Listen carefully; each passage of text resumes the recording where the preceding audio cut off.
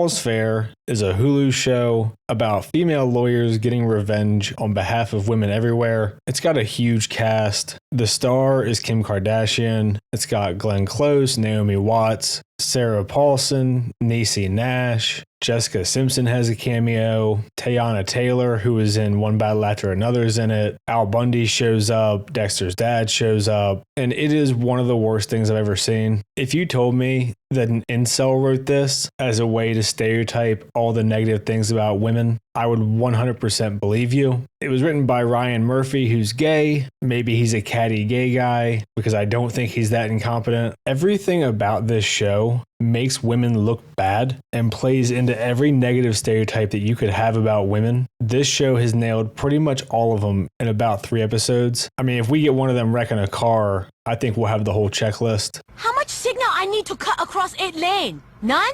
I turn now. Good luck, everybody else. And on top of that, the performances are absolutely horrendous. Sarah Paulson is actually funny. Naomi Watts is okay. And then everyone else is awful. Whether that's they just don't care, whether it's the dialogue itself and they don't have much to work with. They have way too much on-screen talent for the acting to be as bad as it is. To be fair to the creators, there's enough plastic in their faces that I think Greta Thunberg should be sitting there lecturing them before they die and put it all back into the earth. And it's clearly limiting them to one expression of mild surprise. And the person that you decide to have be the star of the show is best known for a sex tape. So I don't know what the expectation should be here. It's bad enough that it's been hovering between 0 and single digits, even by the critics on Rotten Tomatoes. I don't care what universe you're from, that's gotta hurt. Which you know is really bad for a show with this many stars featuring all these empowered women. Let's just talk generally about what's happened so far so you can get an idea of what I'm talking about, because I cannot imagine anyone else suffered through this show. The target demographic must be incels who hate women and want to see them do terrible things, and just bitter ass divorced women. I don't know who else would enjoy this. Maybe if you're into super cringe for humor, this might work for you. So the gist of your setup is that 10 years ago, you have an all-white male boardroom except for Glenn Close, and they're very sexist. It's every trope that might have been edgy to have in your show about 60 years ago. So Glenn Close, or Dina, tells Kim Kardashian, Naomi Watts to go start their own thing. They are Allura and Liberty. And they also recruit Niecy Nash, who's Emerald, to go with them. They don't recruit Sarah Paulson, and she is really butthurt about it. Her nickname is Carr, short for Carrington. 10 years later, Allura, Emerald, and Liberty are very successful. They're all multi-millionaires, which it seemed like they were before they left anyway. Really great way to set up your oppressed character there, by the way. Let them all be insanely fucking successful, second from the top of a mega law firm, but the guys make some tasteless jokes. Boo-hoo! Let me play a sad song for you on the world's smallest violin. Anyway, the first thing that we see is that Carr, or Sarah Paulson, is bitter about it, to the point where she even says she left right after they did, started her own thing. She's been in the top 100 companies every single year since, and she's butthurt enough to send hoop-covered flowers for their 10-year anniversary. So the first thing that we see in the show is these women who are talking about escaping the patriarchy and blah, blah, blah, are so successful and have everything, but they hold a grudge and be spiteful forever because they don't like seeing other women be successful. I mean, it really reads like something that if there is an incel subreddit, I bet you could find a million people saying shit like this about women. It is so weird to me that this is a Disney show, or that the people that wrote this think it's like woman empowerment. Yeah. And the weird thing is, you could have just made that character a guy. I mean, I'm glad they didn't, because Sarah Paulson is the only thing that's actually funny when it's intended to be in the show. But you don't have to start off your women being catty and holding decade-long grudges when they're at the pinnacle of success. And you might think, well, that's not that bad. Oh, don't worry, it just continues. So you might be thinking to yourself, okay, they're going to help women in divorces who are getting screwed over. You know, maybe at some point they've made so much money, they're even helping lower class women who can't afford good lawyers. and they're just really fully bought into their ideology. Well, you don't realize that we're in 2025 and Hollywood is so out of touch with reality that they don't even understand what writing characters that you want to root for looks like. So the first woman they help calls Naomi Watts, Liberty, whatever, and she says, hey, I cheated on my husband, he caught me, can you please help me? Because I signed a prenup saying that I wouldn't publicly embarrass him or commit adultery. Pretty high fucking bar, you know, asking your wife to just not cheat on you when you provide for her the life that she has in this show. They reference him having multiple mansions and hundreds of millions of dollars. So Naomi Watts, Liberty, whatever, says, don't worry, did he give you nice gifts for your birthdays? And she said, yeah, a bunch of jewelry. So she flies straight from New York to California, gets this woman out of the house with all the jewelry that was gifted to her to the tune of about $40 million because this guy gave her gifts for forgetting things like anniversaries, birthdays, whatever. So this show thinks that this woman is girl boss hero. Of course.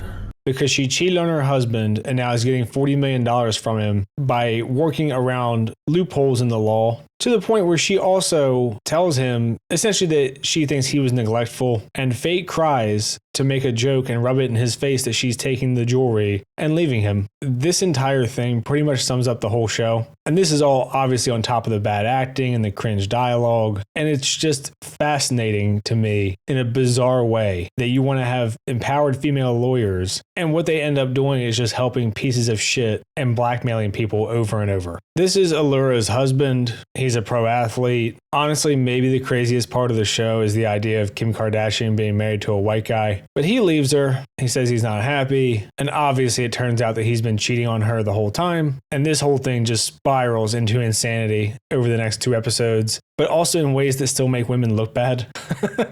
Crazy enough. So this chick on the screen that Allura's husband is hooking up with is named Milan. She is a paralegal that Allura is mentoring to become an actual lawyer. And this lady, I don't know if she's just going to get typecast as a degenerate whore or what, but she's 2 for 2 from what I've seen her in between this and One Battle After Another. And here's another great situation where you have a woman going above and beyond to help another woman in her career at a very high level. She's already successful. Her house is nice as shit too. And she's fucking her husband.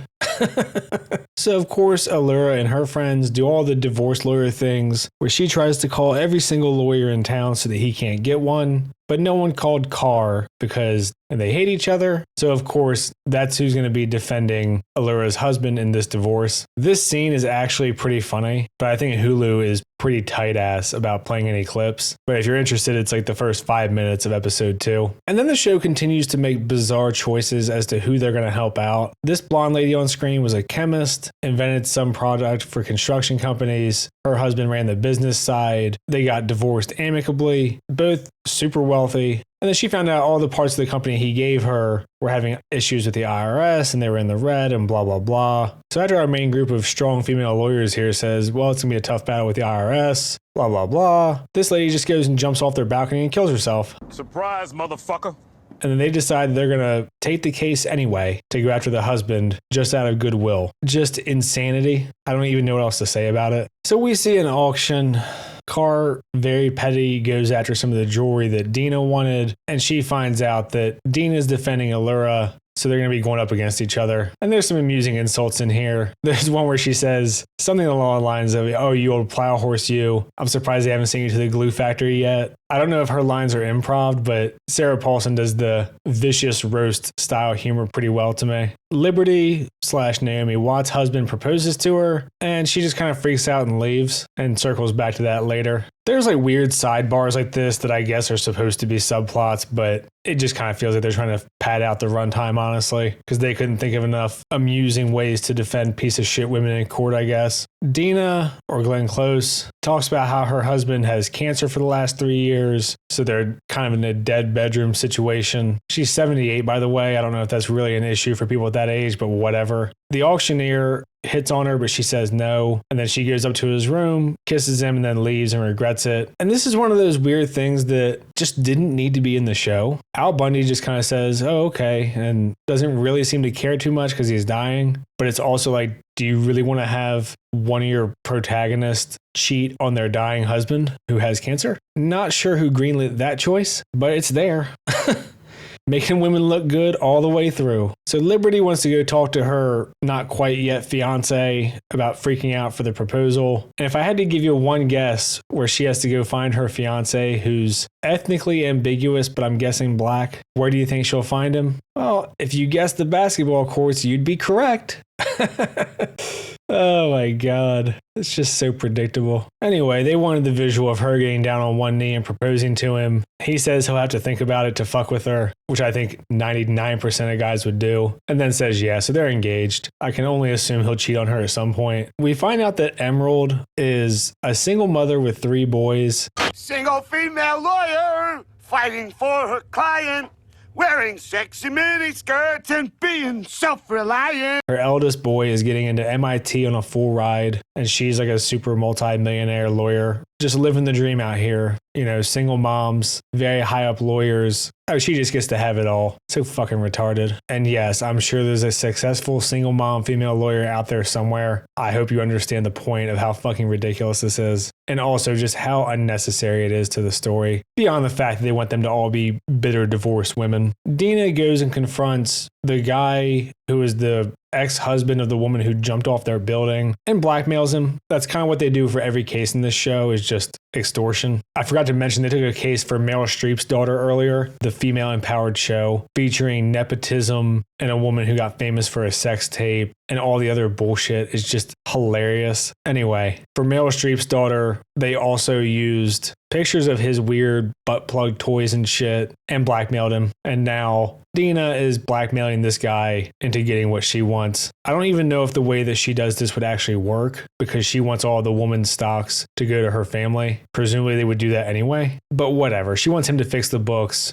and make shit right, and he says okay. And then we come to near the end of episode 2. And if you ever want to see what toxic femininity looks like, this is it. We find out that Milan is pregnant with Allura's husband's baby. And the reason that she slept with her husband, well, the reason that she's gaslighting Allura into, is that she admired her so much that she wanted to be her. And Allura is just so awesome that she had to fuck her husband. And then Allura goes on a weird tangent about periods and growing up, and I don't fucking know. But then they decide to agree that I guess they're still besties and mentor apprentice, and they're going to get back at the ex-husband. Just absolute fucking lunacy that the show is just promoting the women being accountable impossible meme accidentally. Everyone in this room is now dumber. And before we get into episode 3, something else this show does that's just bizarre to me is promote this trashy ass culture and behavior and way of talking. Like, they have a line of dialogue about from cocktails to cock rings at one point. They're cussing all the time. Not that I really give a shit, but when you're supposed to be promoting people of prestige and intellect and education and blah, blah, blah, typically you'd have them speak in a way that reflects that. They speak like white fucking trash, or in the case of Emerald, fucking Ebonics or ghetto. I don't know what people call it now. Like, her and her kids don't even use proper English, getting full rides to MIT. It's just weird to me that this is the behavior that you want to promote in your female empowerment show. And then to start off episode 3, they have like a 10-minute conversation about all the plastic surgery they've had done. And they start getting into details about what they've done to their vaginas. And it's the only time that Kim Kardashian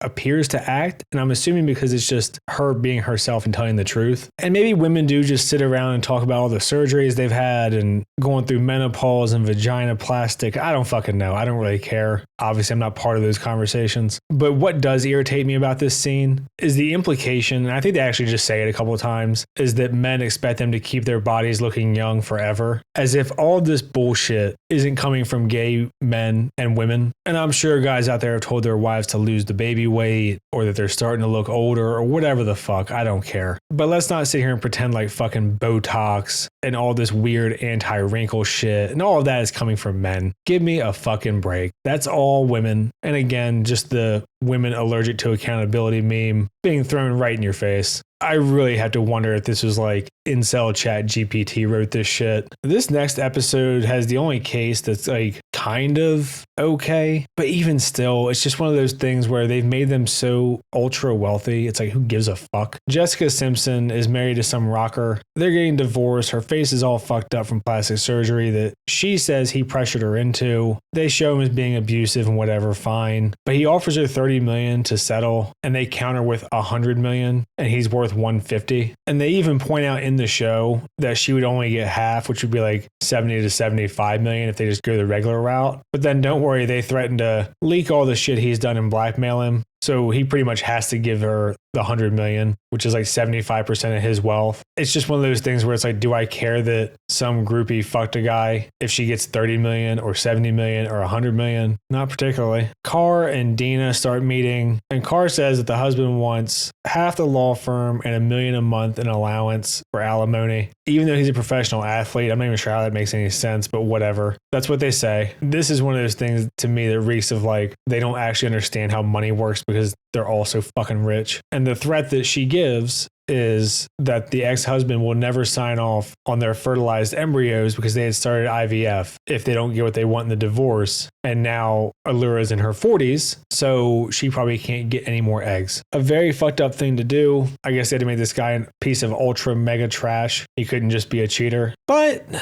Allura does something pretty fucked up at the end of the episode anyway to try to balance it out, so I guess we're good. And I don't even know what to say about this part.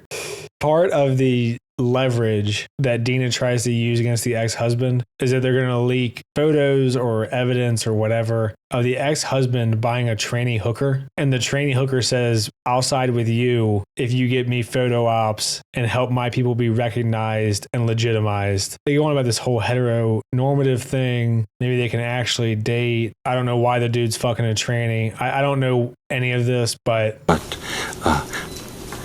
well, there it is.